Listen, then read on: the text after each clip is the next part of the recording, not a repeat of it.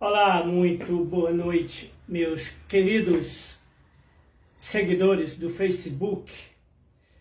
Visitem o meu canal lá no YouTube. Vocês podem acessar o meu canal, @Edinaldo Alves dos Santos 87. Tudo em letra minúscula. E você vai estar acessando o meu canal. Lá já tem bastante vídeo sobre a palavra de Deus, a verdade de Deus. E nesta noite, querido, vou levantar um pouco aqui, já estou podendo levantar, né? Falar de pé, o joelho já está bem melhor. E eu gostaria de estar pedindo ao Espírito Santo de Deus para que possa nos orientar, nos lembrar de tudo que o Senhor Jesus nos falou, como Ele deixou na sua palavra no Evangelho de João, capítulo 14. Eu vou, mas eu não vou deixar vocês órfãos, enviarei o Espírito Santo da parte do Pai, e Ele vos falará tudo aquilo que ouviu de mim, dele, Jesus, e vos fará lembrar de tudo o que eu falei e vos orientará na verdade. E então ele faz aquela oração: Pai, santifica-os na tua palavra, porque a tua palavra é a verdade. E eu, juntamente com o Espírito Santo de Deus, peço que você, que está aí do outro lado, então dê um tchau, dê um sinal que você está nos assistindo, e que o Espírito Santo de Deus, Jesus Cristo, na sua onipresença, possa estar iluminando você para entender a palavra de Deus. Meus queridos, o biblicista da Bíblia em ordem cronológica, quando ele vai tratar da nossa santidade com Deus, da visão de Micaías na história de Josafá, está lá em 1 Reis, em 2 Crônica 18, 19 e 20. E eu quero lhes trazer o que ele diz. A Bíblia nos mostra, a palavra de Deus nos mostra um Deus que, ele botou aqui odeia, mas eu não vou usar essa palavra porque eu tenho dito constantemente que eu não creio que Deus odeia. Este verbo, este sentimento não existe no coração de Deus.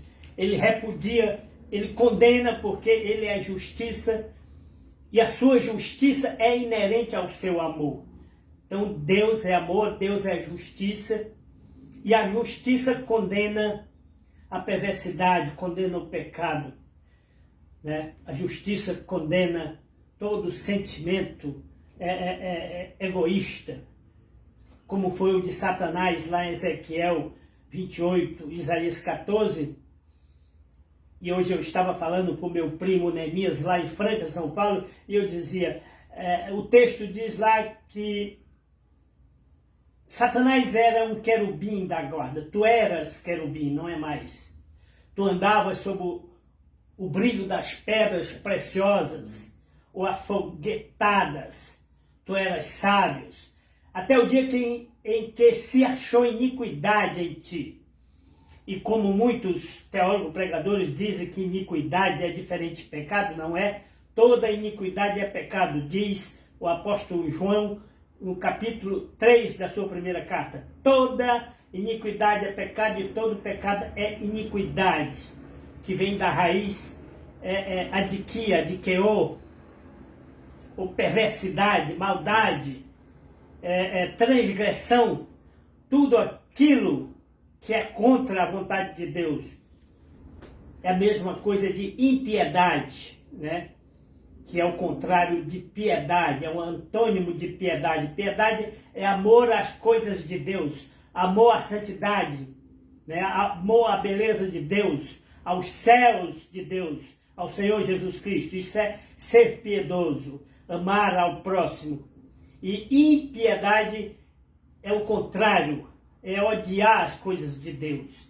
Então o ser humano e aqueles que seguem a Satanás odeia. Esse sentimento não foi Deus que criou, e Deus não tem esse sentimento de dizer que Deus odeia o pecado. Não, Deus repudia, Deus condena, Deus rejeita, Deus não aprova o pecado. Mas Deus perdoa o pecador, Deus ama o pecador, por isso ele regenera, por isso ele nos lava com o seu sangue. Então ele diz aqui, nós vemos que em toda a Bíblia ela nos mostra um Deus que rejeita todo o mal, que não aceita o mal, né? Que condena o mal. Um dia Deus acabará com ele completamente e para sempre. Está lá em Apocalipse 20. Deus não atrai ninguém para fazer o mal. Os que estão comprometidos com o mal, no entanto, podem ser usados por Deus para pecar ainda mais, para apressar seu merecido castigo ou juízo. Está lá em Êxodo 11, quando Deus disse a Moisés que ia endurecer o coração de Faraó. Então, me perguntaram uma vez, um certo pastor, Edinaldo, por que você acha que Deus endureceu o coração de Faraó? Deus não é bondoso, Deus é amor, e Deus não quer que o pecador se arrependa e viva, porque Deus não quebrantou, porque Deus não amoleceu. Eu não soube bem responder, mas eu disse, olha, isso é soberania de Deus. Mas hoje eu sei bastante da palavra de Deus, ele tem me orientado. Deus endurece aqueles que amam o pecado, aqueles que amam a iniquidade, aqueles que viram as costas para ele, aqueles que não obedecem a sua palavra, aqueles que são falsos. Então, o escritor aos Hebreus vai dizer, não endureçai os vossos corações quando ouvirdes a voz do Espírito Santo. Então, muitos são aqueles que ouvem a palavra, acham bonito, mas o seu coração é duro. E então, essas pessoas de coração duro, Deus endurece mais. Deus endurece mais para que eles não se arrependam. Não é que Deus tenha prazer nisso. O pastor Josafá pregava domingo no culto. Eu estou sempre assistindo o culto da Igreja Congregacional de Boa Viagem aí no YouTube. Eu também estou lá, podem me assistir. E ele dizia, Deus não tem prazer na morte do ímpio. Isso é profetizado por Ezequiel.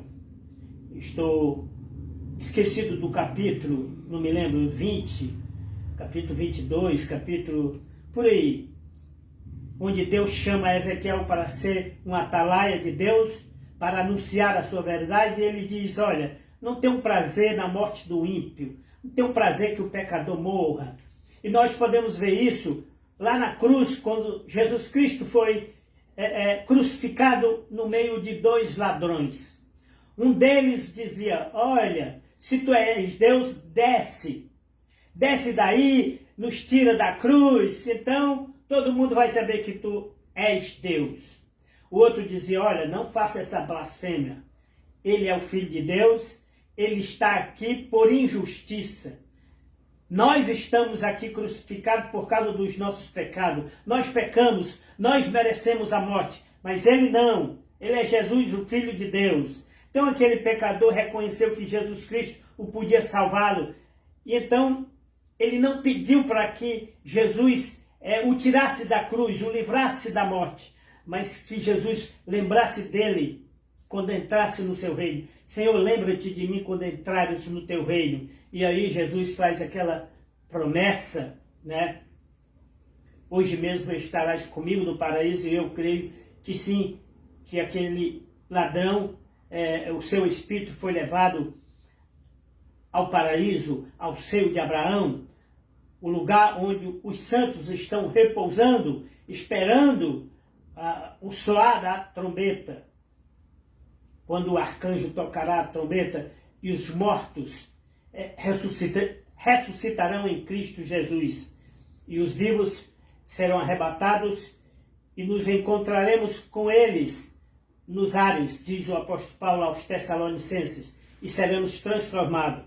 Então, meu querido, ele diz aqui, por que Deus então usa muitas vezes o mal? Porque Deus endureceu o coração de Faraó.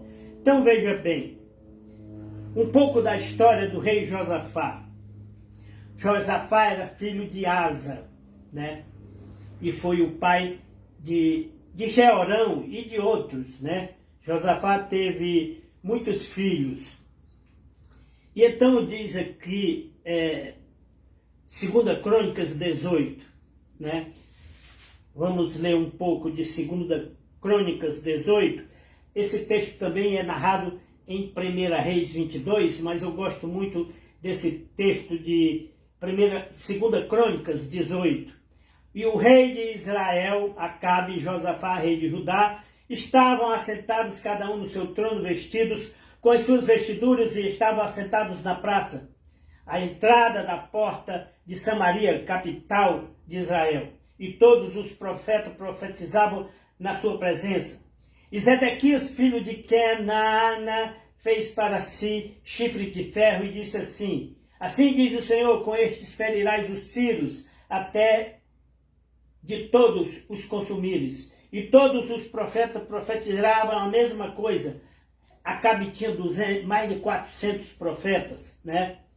E todos os profetas de Acabe vão profetizar a mesma coisa. E o mensageiro que foi chamar, e então Josafá disse: olha, não tem outro profeta que possa profetizar?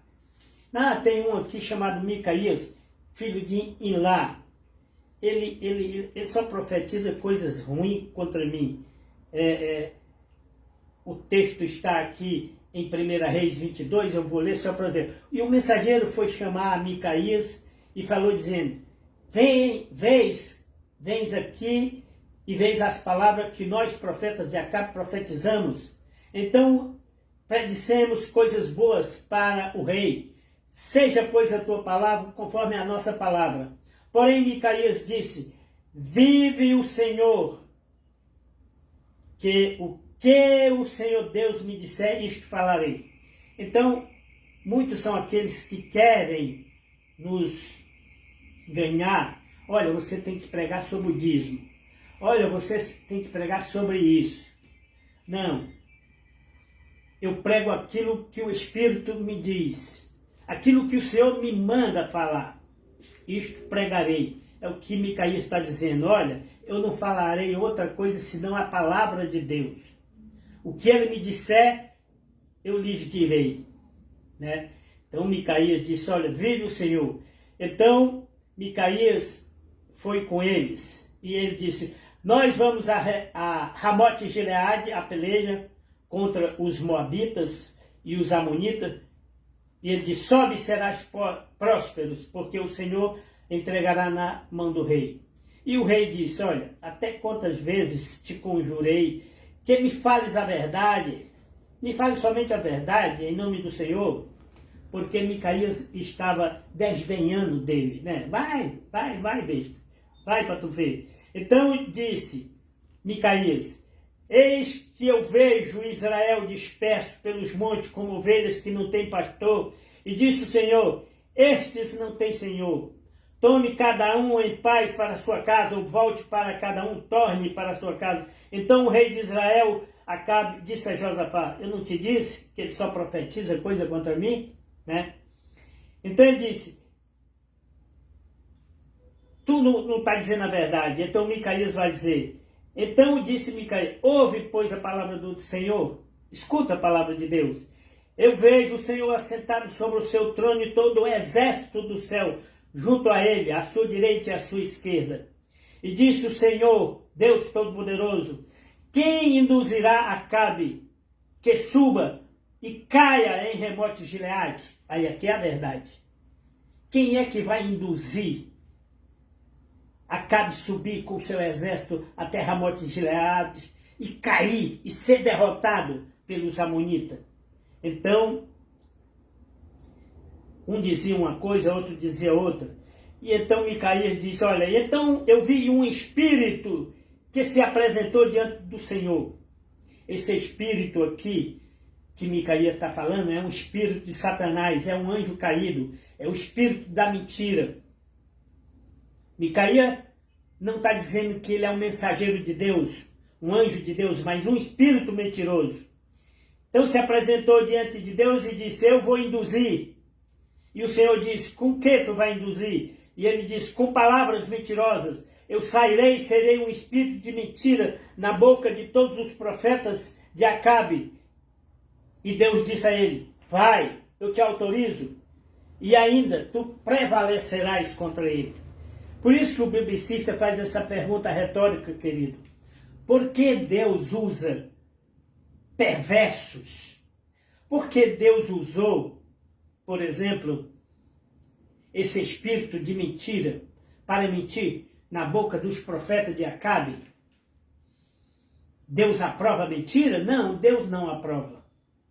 Por isso que eu perguntei, por que Deus endurece o coração de certas pessoas para não aceitar a Jesus Cristo, para não ouvir a sua palavra, para não acreditar nas suas promessas, para não andar na sua luz? Porque essas pessoas são egoístas, essas pessoas são falsas, essas pessoas estão na igreja. Eu preguei outro dia, você deve ter assistido, em que aquele convidado, que não era convidado, entrou nas bodas do cordeiro, entrou no salão com a veste suja. E então o noivo disse, quem é você? Ah, eu estava convidando, eu vim. E então o noivo disse, mas você não está vestido com as vestes nupciais. Você não lavou as suas vestes no sangue do cordeiro. Você não se arrependeu dos seus pecados. Você quer ir para o céu com as suas obras, do seu jeito, da sua maneira, do seu modo, amando o dinheiro, amando o mundo, fazendo aliança ímpia. E aqui nós vamos entrar na aliança ímpia que Josafá fez com Acabe, né? Este foi o grande pecado de Josafá, porque o biblicista até diz, olha, não precisamos entender os detalhes da maneira como Deus trabalha para podermos ter perfeita confiança no seu absoluto poder sobre o mal. Outra coisa, meu amigo, Deus é mais forte que o mal. Deus permite que o mal ainda existe porque Deus tem o seu tempo. Ele tem controle sobre o mal. Deus não criou o mal porque ele é o sumo bem. O mal passou a existir a partir da desobediência de Adão, a partir da soberba de Satanás, que era um querubim e se ensoberbeceu e se engrandeceu e quis assentar-se no trono de Deus. Então, Deus não criou o mal. Ele oferece ajuda para aqueles que desejam vencê-lo. Deus usa tudo, tanto o bem como o mal, para realizar seus propósitos. Está lá em Gênesis 50, versículo 20. Então, Deus pode usar o mal para punir os maus. Deus usa o perverso para punir os perversos. Mas o texto mais importante que eu quero ler, irmão, está aqui em 2 Crônica, capítulo 20. Então Josafá temeu-se. Josafá recebeu uma visão no capítulo 19 de Crônica, está registrado, do profeta Jeú. Josafá, rei de Judá, voltou para sua casa em Jerusalém, e Jeú, filho de Hanani, o vidente, lhe saiu ao encontro e disse ao rei Josafá, devias tu se juntar, se aliar com o ímpio Acabe e amar aqueles que o Senhor aborrece? E aqui eu quero chamar a sua atenção, meu querido, para você que é crente, que é verdadeiramente regenerado. Deus nos chama para a santidade. E Deus diz que devemos buscar a paz com todos, mas buscar a santidade, porque sem santidade ninguém entrará nos céus. Nós, crentes, não devemos fazer aliança com incrédulos, com ímpios, com degenerados. Nós devemos amá-los, sim, mas jamais fazer acordo, fazer aliança, se aliar como Ontem eu conversava com o bacharel em teologia, Eliel Júnior, e ele falava daqueles pastores que se aliaram ao ex-presidente da República no Ministério da Educação para vender Bíblias superfaturadas. E eu disse a ele, citei o texto de Ezequiel 34, quando Deus repreende os pastores mercenários. Ali Deus faz uma pergunta retórica aos pastores, aos pregadores e a todos nós que professamos o nome de Jesus Cristo. Não pastoreará o pastor as ovelhas de Israel? O pastor não é para pastorear as ovelhas, cuidar das ovelhas, alimentar as ovelhas, dar a sua vida pelas ovelhas, como o Senhor Jesus deu? Aí Deus diz assim, contudo vocês pastoreiam a vocês próprios. Vocês estão pastoreando a vocês mesmos. Pedro vai dizer na sua segunda carta, esses pastores mercenários são homens avarentos que amam o dinheiro, que deturpam a palavra de Deus e cujo Deus é o próprio estômago.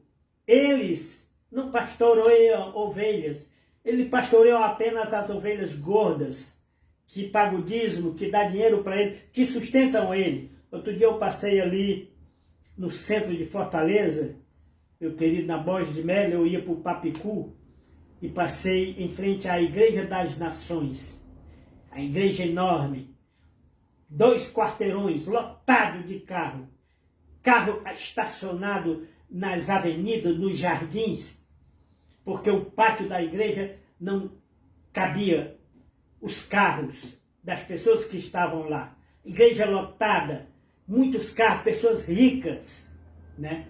Eu digo, olha, como o povo corre atrás de aliança financeira, de melhoras financeiras. O povo, como disse Jesus, quando multiplicou os pães, e olhou para aquela multidão e disse, esse povo vieram aqui só por causa da comida. O coração deste povo não me ama, não me adora. O coração dele está voltado para a comida, para os bens, para os milagres, né? São pessoas que até choram, diz Paulo, mas que são inimigas da cruz de Cristo. Pessoas que não amam a cruz, que não carregam a cruz. Pessoas que não vão para a igreja para sacrificar, como diz o apóstolo Paulo aos Romanos, capítulo 8. Rogo-vos, pois, irmãos, que apresentei os vossos corpos em sacrifício vivo, santo e agradável a Deus. Ir para o culto, ir para a igreja é apresentar um culto, é oferecer sacrifício, sacrificar a mente, os pensamentos, os desejos, sacrificar a vontade. Louvar, sim, podemos louvar, mas do que adianta louvar se o coração não está contrito, se a alma não está quebrantada? Então, o profeta Jeú repreendeu Josafá e disse, quem é que te autorizou a fazer uma aliança ímpia com Acabe, a quem Deus desprezou, a quem Deus rejeitou? Né? Então, o Senhor aborrece isso, Josafá. Por isso virá sobre ti a grande ira do Senhor. Querido, o escritor aos Hebreus diz que terrível coisa é cair nas mãos de um Deus irado. Cuidado para não cair nas mãos de um Deus irado. Nós pecamos, nos arrependemos, confessamos. Muitas vezes o castigo não vem imediatamente, mas vem paulatinamente. E sofremos as consequências do nosso pecado, do nosso erro, das nossas inconsequências, das nossas escolhas erradas. Porque fizemos aliança com pessoas ímpias. Porque queria ganhar dinheiro, posição. Eu dizia outro dia, quando Jesus diz lá em Mateus, vós sois a luz do mundo, e não se acende uma lâmpada para colocar embaixo, mas em cima. A importância da localização da luz, irmão, não é ser o principal alvo, não é ser visto, não é ser aplaudida. O objetivo da luz é servir, é clarear, é alumiar. A lâmpada aqui na minha sala até está atrapalhando, não está me alumiando. Mas a importância do crente é servir, é alumiar, é brilhar. A importância do crente não é ser PhD, não é ser pastor, presbítero, etc., ter uma posição. Eu dizia certa vez a um irmão lá em Boa Viagem, que disse para mim, Edinaldo, que tal eu levar seu nome para ser avaliado como presbítero? E eu disse, não leve, meu irmão, porque eu sei que o pastor não gosta de mim, não me aprova, ele não gosta das minhas pregações, da maneira como eu prego, ele nunca me convida para ensinar na escola, ele me convida outras pessoas, não me convida para pregar, não me convida para ensinar, então ele me despreza, então não adianta levar meu nome, porque eu sei que ele não vai aprovar. E mesmo assim, se eu fosse aprovado, eu disse com essas palavras, ele não me usaria. Eu teria um nome de presbítero, só o nome, mas não seria usado. Então, para que ter o nome de luz se eu não sou aceso? Se ninguém me acende? Essa lâmpada só pode ser acendida se eu empurrar a mão ali no interruptor. Essa lâmpada só tem valor se eu acendê-la, se eu acioná-la. Do contrário, ela vai ficar apagada. Então, um presbítero, um diácono, ele só tem valor, só tem utilidade se ele for usado, se ele for acionado. Então, se ele apenas tiver o nome, eu sou presbítero, então eu não quero ser um presbítero zero, eu quero ser um presbítero útil. Mas aí deturparam e disseram que eu não queria ser presbítero naquela igreja. Não, ele não quer ser presbítero nessa igreja. Irmão, ser presbítero, como disse o pastor, não é uma escolha minha, não é a escolha do pastor, lógico, mas é a escolha de Deus. Mas como diz J. Nécio, eu tenho certeza que Deus me escolheu como atalaia, como pregador. E aqui estou, há 22 anos estudando a palavra de Deus. Sou um teólogo autodidata, que muitos chamam de leigo, mas que Deus tem me dado conhecimento. Então, o profeta Jeú nos atrai para esta ênfase. O crente, o escolhido por Deus, não pode fazer acordos com ímpios, alianças com corruptos, como muitos pastores fazem. Nós vemos aí Silas Malafaia, Edir Macedo, R.A. Soares, esses caras fazem aliança com políticos corruptos, ladrões, para ganhar dinheiro, posição. Pastor deve pastorear as ovelhas, diz Ezequiel. O pastor não é para pastorear as ovelhas, contudo vocês pastoreiam a vocês mesmos. Esta é a repreensão de Deus, e a repreensão de Deus aqui, através do profeta Jeú a Josafá, diz, por que você buscou aliança com Acabe? Josafá fez uma aliança com Acabe, uma aliança política, né, para fortalecer, e aí o seu filho Jeorão casou-se com Atalia, filha de Acabe e de Jezabel. E Atalia, quem conhece a história, sabe que Atalia foi uma desgraça no povo de Israel, porque quando mataram o seu esposo, né, Jeorão morreu e o seu filho Acasias assumiu o reinado, porque Acasias também é o nome de um rei neto de Acabe, que era filho de Jorão. E Jeorão, filho de Josafá, teve um filho com Atalia e que também se chamou Acasias. E este Acasias morreu pelos seus servos, mataram ele. E aí Atalia ficou irada, mandou matar toda a família, mandou matar todos os filhos, né, e netos, e apenas um restou, Joás, o filho mais novo, tinha 8 anos, e foi escondido pela sua tia Jeozeba e pelo sumo sacerdote Joiada, que era irmão de Jeozeba, era um parente de Acasias. E então Atalia não conseguiu matar Joás, porque eles o esconderam, né? Como Moisés foi escondido nas águas. Então Joás foi escondido aos 8 anos para que Atalia não matasse, porque a vontade dela era matar todos da família do rei, para que ela pudesse assumir o reinado. E então Jeú repreende Josafá e diz, olha, mas existe uma boa coisa que Deus tem. Contudo, se acharam em ti que você tirou os bosques e preparaste o coração para buscar a Deus. Então, Josafá foi um rei que buscou a Deus, preparou o coração. Habitou, pois, Josafá em Jerusalém e voltou para passar pelo povo, desde Beceba até as montanhas de Efraim, e fez com que voltasse para o Senhor. Porque quando ele fez essa aliança com Acabe, né, o rei de Israel, o povo de Israel se prostituíram com os ídolos, sacrificaram seus filhos a Moloque, a Baal, então, mexeram com feitiçaria, com idolatria, né?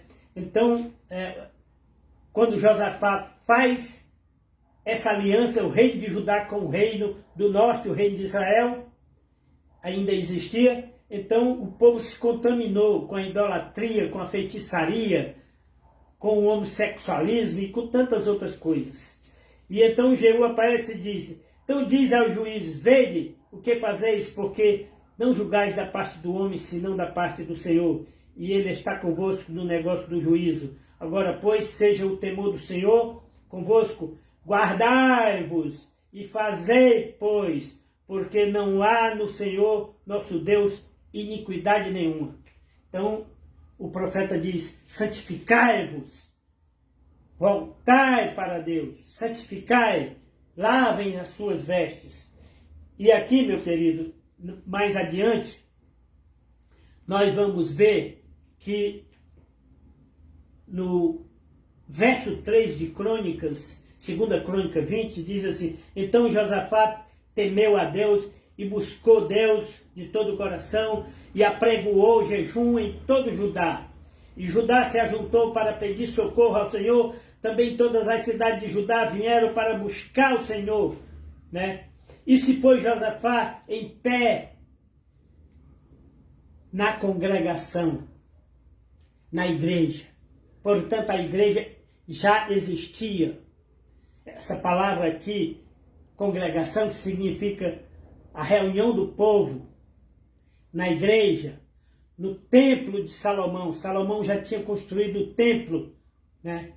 O templo que depois foi destruído. Então, Josafá se reuniu na congregação de Jerusalém, na casa do Senhor e no pátio.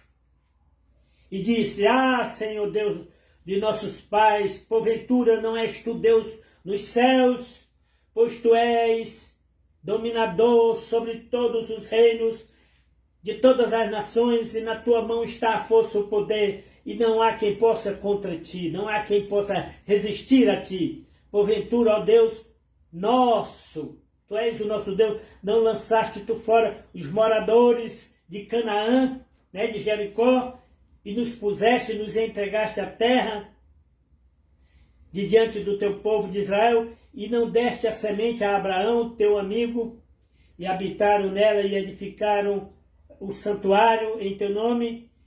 Se algum mal nos sobrevier, espada, juízo ou fome, nós nos apresentaremos diante da tua casa, da igreja, irmão. A igreja já existia. No pátio, e habitaram nela e edificaram. E se algum mal sobrevier, espada, juízo, peste ou fome, nós nos apresentaremos diante da tua casa, dentro da tua casa, pois esta casa, nesta casa te clamaremos com toda angústia, e tu nos ouvirás e nos livrarás. Agora, pois, eis que os filhos de Amon e de Moabe, os moabitas e os amonitas, queriam exterminar o povo de Israel. E então Deus diz a Josafá, eu vou adiantar um pouco, para que não fique tão longo, então Josafá ainda diz, Deus nosso, porventura não julgarás, porque em nós não há força. Não há força contra esse povo. Não há força, Senhor, não há poder, não podemos vencê-los. Não sabemos nós o que fazer, porém os nossos olhos estão fitos em Ti. Então, querido, eu paro um pouco aqui para dizer, o que faremos nós com tanta perseguição, com tanta injustiça, com tanta violência? Vamos colocar os joelhos no chão, vamos quebrantar os nossos corações, vamos colocar os olhos fitos nos céus, em Jesus Cristo, na volta de Jesus. Vamos clamar, Maranata, vem, Senhor Jesus, já não suportamos tanta tribulação. Vem, Senhor Jesus. Então não queira, meu amigo, como diz Pedro, viver mais em bebedeiras, em feitiçaria, em glutonaria, juntando dinheiro. Vivam no Espírito, diz o apóstolo Pedro. Basta o tempo que vocês viveram nos vícios, satisfazendo os desejos da carne. Vivam agora no Espírito, satisfaçam o desejo do Espírito, santifiquem-se, preparem-se para a volta de Jesus. Então veio o Espírito do Senhor no meio da igreja sobre Jaziel, filho de Zacarias, filho de Benaias, filho de Jeiel, filho de Matanias, levita dos filhos de Asaf. E Jaziel disse, dai ouvidos todo Judá, e vós, moradores de Jerusalém, e tu, ó rei Josafá, assim diz o Senhor, não temas, não vos assusteis por causa desta grande multidão de exército, pois a luta, a peleja não é vossa, senão de Deus. A luta pertence a Deus, a vingança pertence a Deus, a justiça pertence a Deus. Ele nos vingará, Ele nos livrará. Amanhã descereis contra eles, e eis que eles vão subir na ladeira de Zize, e achareis no fim do vale, diante do deserto de Jeiel, ou vale de Josafá. Nesta peleja, vocês não terão que fazer nada.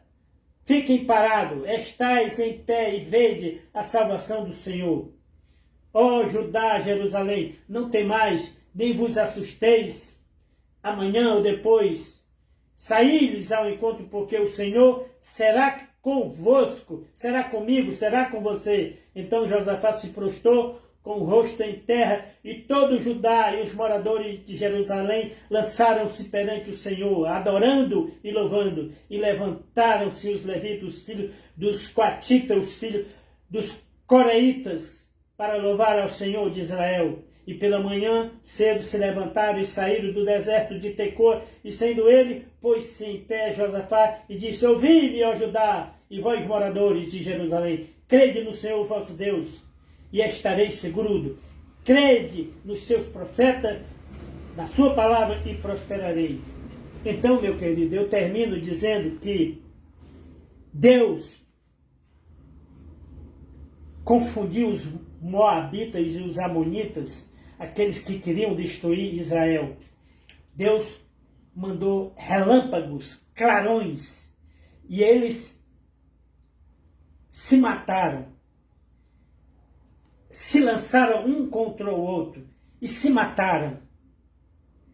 Vejam, nós não precisamos lutar com espada, disse Deus a Josafá. Essa luta não é tua, essa briga é minha, essa luta é minha, eu vou vencer por vocês. E Paulo diz, queridos, a nossa luta não é contra carne nem sangue, mas é contra as hostes espirituais da maldade nas regiões celestes. Dobra os joelhos, creia na palavra,